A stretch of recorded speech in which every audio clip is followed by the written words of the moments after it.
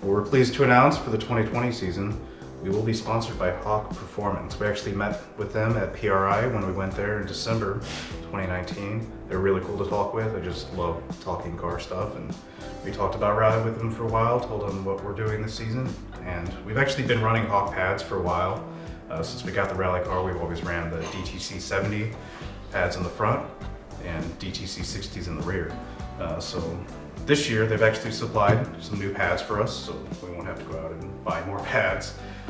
2 sets of the DTC 70 for front and a set for the rear. The rears don't wear nearly as fast, so we don't have to replace them as often. With the fronts, we go through a lot of front pads. These are one of their higher level torque pads that they have. In my experience, they've been awesome out there. They last pretty long. They've got lots of bite once they warm up. The big thing is they do have to warm up, so it takes really maybe through 2 or 3 turns, hard braking once you start a stage, and once they're warmed up at that point, and they're great. So we've got 2 sets here, as usual. They come sealed up,